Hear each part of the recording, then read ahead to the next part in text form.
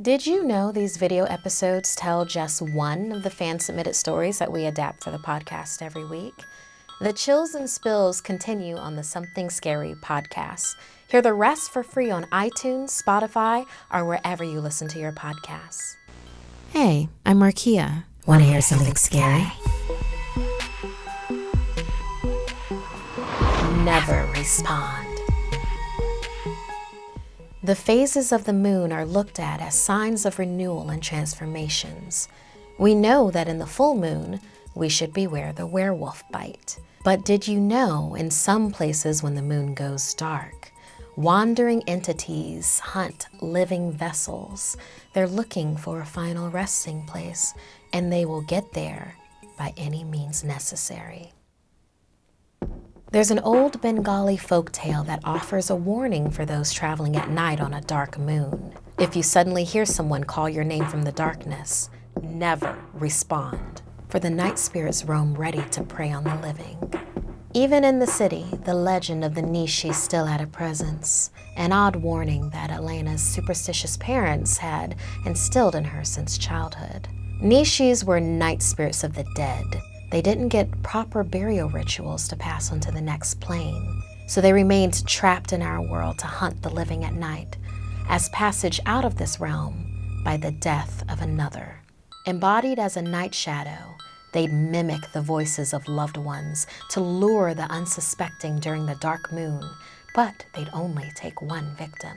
On those nights, parents cautioned their children to not pass through certain areas. These warnings were very far from Alaina's mind on the evening she met up with her friend Kamala. They were attending another friend's party. Since neither of them were old enough to drive, they had to ride their bicycles. Though they usually didn't ride their bikes at dusk, they figured sticking to main downtown roads would be safe. But Kamala showed up late. She suggested they take a shortcut through Dhaka Airport Road. Alaina's bike tires screeched. No way, she protested, looking up at the moonless sky. What about the disappearances? Sighing, Kamala said, there's always someone saying, beware the Nishi on Dhaka Airport Road. Haven't you seen the videos that say it's a hoax? It's just our parents trying to scare us, like their parents scared them from biking at night.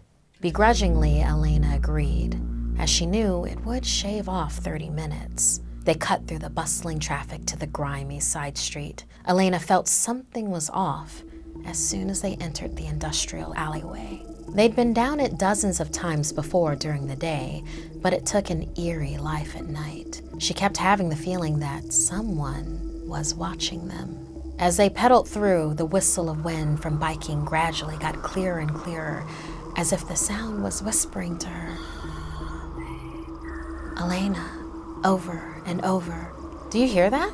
Kamala asked, biking beside her. I do, and we gotta get out of here, Alaina responded as the murmur started to sound like her mother's voice.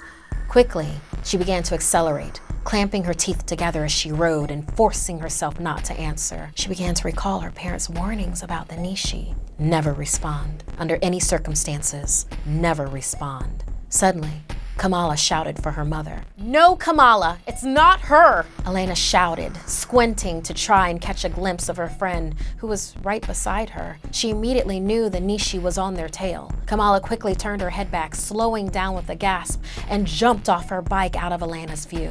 The sound of Kamala's empty bicycle crashing against metal grates in the alley. Fear shot through Alaina. The Nishi had grabbed her friend. From the corner of her eye, she thought she saw a darkness leach onto Kamala, dragging her behind the trash container. Horrified, she lost control of her bike and spun out, thrown to the ground, hitting her head.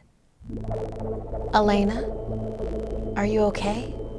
Kamala's muffled voice drifted in through the ringing in her ears. I'm so sorry. I thought it would be funny to prank you. Groaning, Alaina touched her head. There was blood. Slowly opening her eyes to see her mother's hand reaching out to help her up. Mom? Alaina asked, confused. Alaina, take my hand, her mother's voice beckoned. As she reached out, darkness whipped around Alaina's hand like vines, and she looked up to see her mother's face morph into a grotesque entity that pulled her close, squeezing the life out of her. Alaina struggled, losing consciousness. From the corner of her eye, she saw Kamala peeking out from behind the trash container, covering her mouth, a look of horror in her eyes. Alaina struggled to speak her final words, reminding her friend, never respond.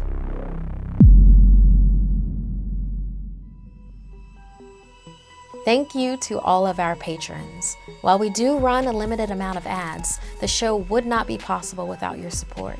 If you want to keep these videos coming, please visit patreon.com/snarled. Want more Something Scary?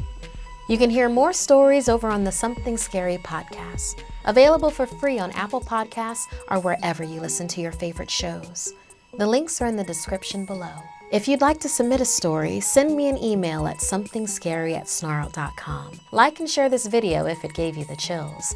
And don't forget to subscribe to Snarled and turn on the bell for notifications. And if you dare, follow me on social media. Until next time, my dark darlings, sweet dreams.